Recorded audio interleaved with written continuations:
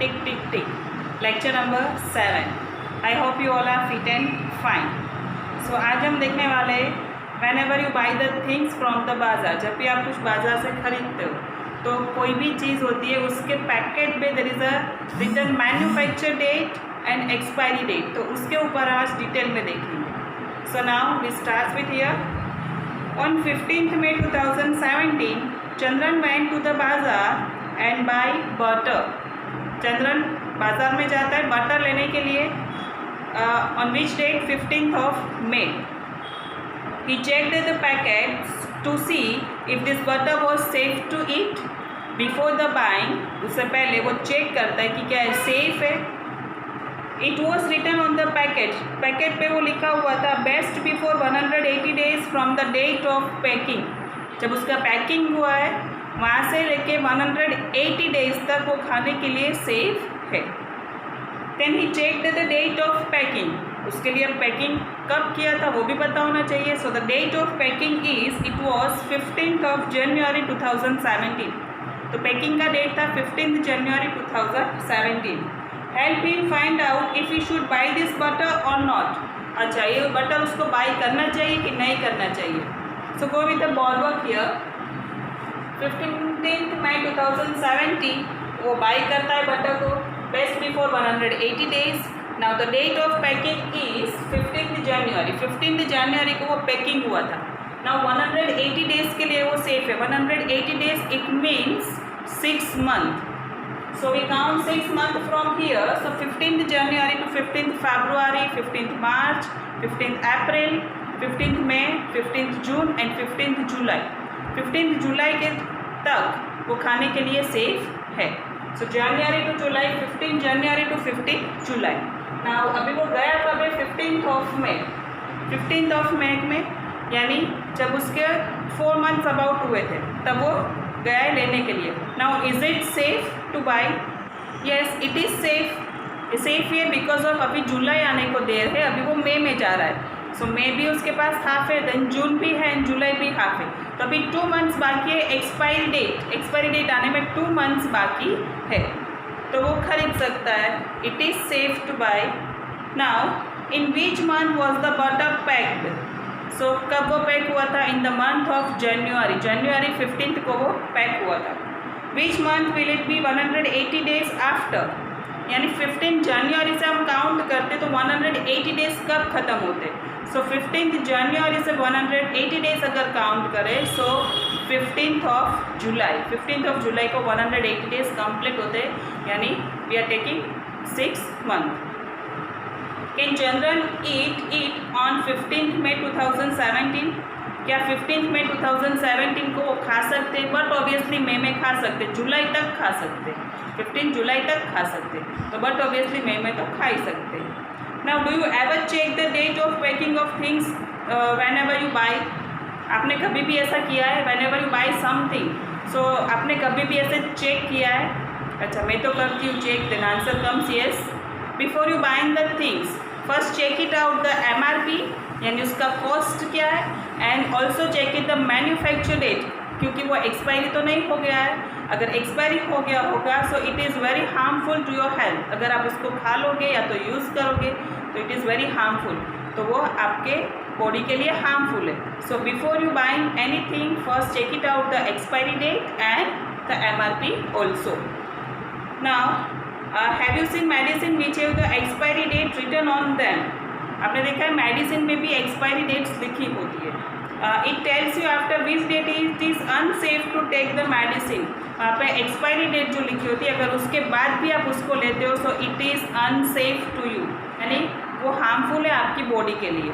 सो ये बात का प्रॉपर ध्यान रखना है कि इज इट सेफ और not. So first check the MRP and also check the expiry date. After that find out which are the other things that come with an expiry date. और कौन कौन सी चीज़ें होती है जो एक्सपायरी डेट के साथ आती है. सो खाने की जो भी चीज़ें होती है वो सब एक्सपायरी डेट के साथ ही आती है. अदरवाइज कॉस्मेटिक थिंग्स या तो आप जो भी यूज़ करते हो क्रीम वगैरह पाउडर वगैरह उसमें भी एक्सपायरी डेट्स होता है. On a cough syrup it was written here यानी यहाँ पे कफ सिरप है उस पर लिखा है manufacture date is 7/17 like this. अच्छा, यहाँ पे जो 7/17 दिया है वो क्या है? तो मैन्युफैक्चर डेट यानी वो मैन्युफैक्चर कब हुआ है, वो कब बना है, उसको बोलते हैं manufacture date. So manufacture date, but 717 यहाँ पे दिया है. सो 717 इंडिकेट्स व्हाट? 717 यहाँ पे इंडिकेट्स कर रहा है this is the month and this is the year. 717 indicates here this is the month, this is the year. The date is not given here. Date यहाँ पे नहीं दी है. So this is indicate month and year. यहाँ पे आप गलती कर देते हो कि यहाँ पे डेट कौन सी है, मंथ कौन सा है, ईयर कौन सा है. Remember this thing in your mind. This is the month and this is the year. Now expiry date. Expiry date क्या होती है? Expiry date यानी उसके बाद हम वो नहीं ले सकते because of this is unsafe. जैसे मैंने बताया वो अनसेफ होता है हमारे लिए, वो सेफ नहीं है. सो द एक्सपायरी डेट होती है 7/18. सो 7 indicates month and 18 indicates year, यानी जुलाई 2018 एंड जुलाई 2017. सो अलग अलग चीज़ों की अलग अलग एक्सपायरी डेट होती है. जैसे कोई भी चीज़ होती है वो 3 मंथ के लिए सेफ होता है, 6 मंथ के लिए, 9 मंथ के लिए, 12 मंथ के लिए और 2 इयर्स के लिए. यानी अलग का सबका अलग अलग लाइफ होता है, सबका अलग अलग लाइफ होता है. वैसे यहाँ पे सबकी एक्सपायरी डेट भी अलग अलग होती है. So just we check it out before we buying any thing. Now that month and year is written as 7/18. जैसे यहाँ पे लिखा है 7/18, तो 7/18 को और कैसे लिख सकते हैं? तो 7/18 को हम ऐसे भी लिख सकते हैं ना, जुलाई 2018. In words, we write here July 2018. Would it be safe to take the cough syrup in September 2018? Is it safe कि हम September 2018 में कफ सिरप लें? This is the July 18. July 18 को एक्सपायरी डेट है, यानी after July we can not take this. इसके बाद नहीं ले सकते. तो जुलाई के बाद अगस्त एंड सितंबर. क्या सितंबर में हम ले सकते हैं? सितंबर 2018 में. Then answer comes no. हम नहीं ले सकते बिकॉज ऑफ उसका एक्सपायरी डेट चला गया है. That's why we can not take this syrup. After that here is a one interesting story is given. बहुत एक इंटरेस्टिंग स्टोरी यहाँ पे दी है. Tappu missed the train. Tappu ने यहाँ पे ट्रेन मिस कर दी. अच्छा, वो गलती से किए, कैसे किए देखेंगे. चलो. Tappu missed the train. Tappu school has closed for the summer holidays. Tappu के स्कूल पे अभी समर हॉलीडेज का वेकेशन था. He went to his grandma's place. तो उसके ग्रैंडमा के प्लेस पे यानी उसके घर पे गया था. He met a lot of his cousins there. यानी सब वहाँ पे इकट्ठा हुए थे उसके cousins. He was enjoying himself and didn't want to go back home. वहाँ पे वो बहुत एंजॉय कर रहा था और उसको घर वापस जाना नहीं था.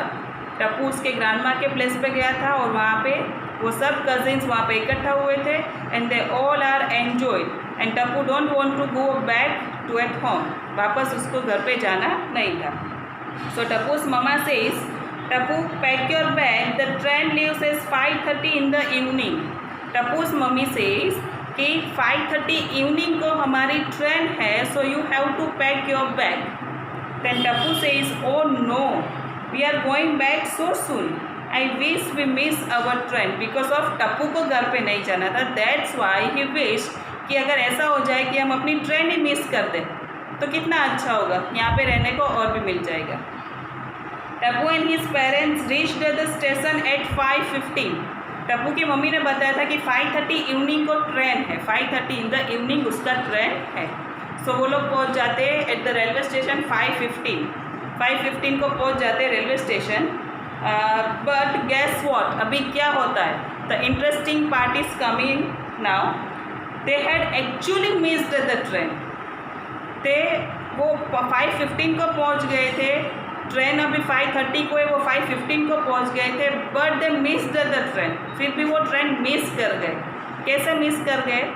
Because of I am not going back to home. जैसे जैसे उसको पता चला कि हमने ट्रेन मिस कर दिया था, Tappu is very excited because of वो तो पहले से वही चाहता था कि हमारी ट्रेन मिस हो जाए. अभी ट्रेन मिस कैसे हुई वो देखते हैं. Actually the train had left at 5:30 in the morning. 5:30 morning का टाइम था. बट यहाँ पे उन लोगों ने क्या समझा? 5:30 इन द इवनिंग. 5:30 मॉर्निंग का टाइम था, तो ऑलरेडी 5:30 मॉर्निंग में ट्रेन चली गई थी. And they all reached the station at 5:15 in the evening. Now Tappu's parent were upset. They asked the station master Tappu के पेरेंट्स अपसेट हो गए थे, दे आर टेंस कि अभी क्या होगा, and they asked to the station master को वो बोलते अवर टिकट सेज 5:30, हमारे टिकट में तो 5:30 लिखा है, our ticket says 5:30, but sir this means 5:30 in the morning. The station master says, sir, this means 5:30 in the morning, not evening. Oh yes, how could I forget that? मैं कैसे भूल गया, मुझे नहीं पता है, टप्पू के फादर बोल रहे हैं, मैं कैसे ये भूल गया, how can I forget this. The railway will write 17:30 for 5:30 in the evening. Why? Because they use a 24-hour clock time. You all know what is 24-hour clock time and what is 12-hour clock time. 12-hour clock time अलग होता है, 24-hour clock time अलग होता है. जो अभी हम wrist watch पहनते हैं सिंपल वाली, so this was the 12-hour clock time. हमारे घर पे जो वॉल पे हम क्लॉक रखते हैं, this was the 12-hour clock time. But अगर जो स्मार्ट वॉचेस होती है, स्मार्ट वॉचेस, तो उसमें 24-hour clock time बताते हैं. Now we all know that 24 hours make one day, यानी एक दिन में 24 hours होते हैं. यू ऑल नो कि जो अवर हैंड होता है, अवर hand moves 2 times in a day. The our hand moves 2 times in a day. It means one day has 24 hours. Now आपको पता होगा शायद कि रेलवेज़ में या तो फिर हम जहाँ पे एयरपोर्ट पे जाते, या तो बस स्टॉप पे जाते, या तो हॉस्पिटल जाते, they are using the 24-hour clock time. यानी अगर दोपहर के 1 बजे, so they consider as 13 hours, तो उसको बोलते हैं 13 hours. अगर 2 बजे दोपहर के, तो उसको बोलते हैं 14 hours. Now I give you one more example, like जैसे 12 hours एंड 12 hours, यानी नाइट 12 से हमारा डे स्टार्ट होता है, night 12 to noon 12 we consider as AM, ante meridiem. हम कोई भी टाइम है उसके पीछे क्या लगाते हैं, AM. Night 12 to noon 12 this is called AM, यानी and meridian. And 12 noon to 12 night, यानी दोपहर के 12 बजे से लेके रात के 12 बजे तक हम क्या करते हैं, PM, यानी post meridian. And meridian and post meridian. तो अगर दोपहर के अगर 1 बजे, तो इन 12-hour clock time हम क्या लिखते हैं, 1 PM. But in 24-hour clock time उसको क्या बोलते हैं, 13 hours. चलो अब अभी हम टेबल के साथ देखते हैं, so it can be easy to understand for you. Let's I explain with the table. So here I write 12-hour clock time and here I write 24-hour clock time. So जैसे मैंने बोला आपको कि 12-hour clock time we are using AM and PM. AM, where we using AM, 12 night to 12 noon, it's AM.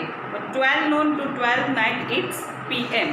Now 1 o'clock in the afternoon, यानी दोपहर के जब 1 बजते, in a 12-hour clock we are using 1 PM. But in a 24-hour clock time, what? 12 after 13, yes. So 13 hours. Whenever you write 24-hour clock time, जब भी आप 24-hour clock time लिखते हो, so it should be there, right? hours लिखना compulsory है वहाँ पे. जैसे AM और PM लिखते हैं 12-hour clock में, यानी यहाँ पे क्या लिखना है, HOURS, hours, right? 2 o'clock in the afternoon, it says 14 hours. 3 o'clock in the afternoon, यानी दोपहर के 3 बजे, 3 o'clock in the afternoon, so I write here 15 hours. Then 3:30 in the afternoon, यानी 15:30 hours, 15:30 hours. Then 6 o'clock in the evening, we write here 18 hours. Then 9 o'clock in the night, 9 o'clock in the night, so we say 21 hours. And the last one, 12 o'clock at midnight, यानी रात के 12 बजे.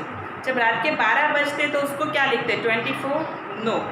जब रात को 11 बजते, 11 o'clock at the night, जब रात के 11 बजते, so we are using 11 PM in 24-hour clock time, 11 PM. जैसे वो 12 हो जाते हैं, 12 o'clock at midnight, तो उसको बोलते हैं 12 AM. 12 AM यानी 12 midnight, 12 AM यानी 12 midnight, and 12 PM it means 12 noon. तो यहाँ पे 24-hour clock में क्या बोलेंगे, 24-hour clock में क्या बोलेंगे, रात को 12 बजे, इसको बोलते हैं 0000 आवर्स, यानी एग्जैक्टली रात के 12 बजे right here 0000 hours.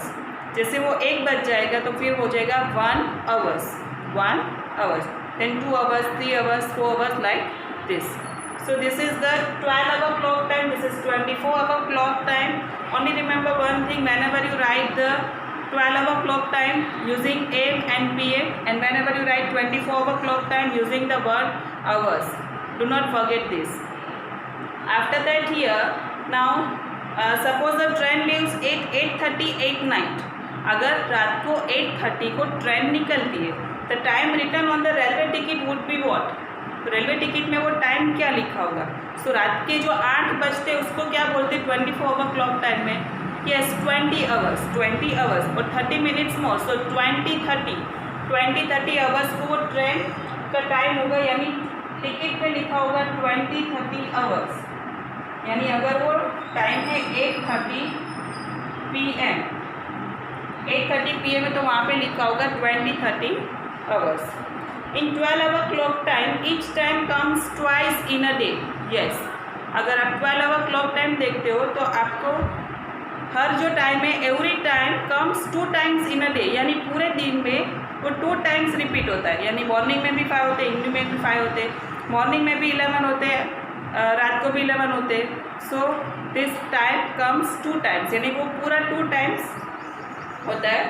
What about 12:30 in the afternoon? जब 12:30 आफ्टरनून होगा तो उसको कैसे बोलेंगे? 12:30 afternoon, so but obviously 12:30 hours. You must have noted the time of sunrise and sunset. Write here time using AM and PM. So AM and PM, when the sun is rise, जब sun rise होता है तो क्या time होता है?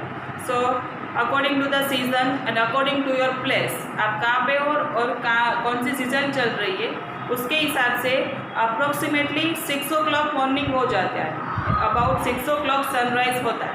सो sunrise का time always consider in AM में ही होता है, because of 12 to 12 noon it's AM।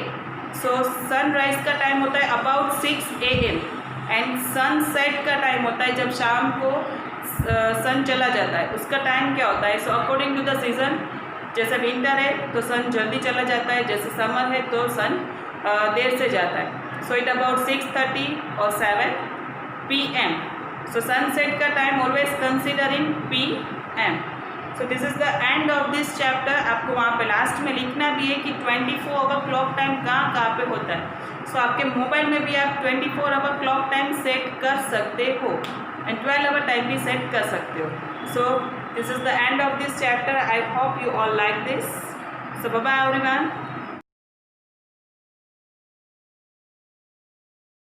आभार।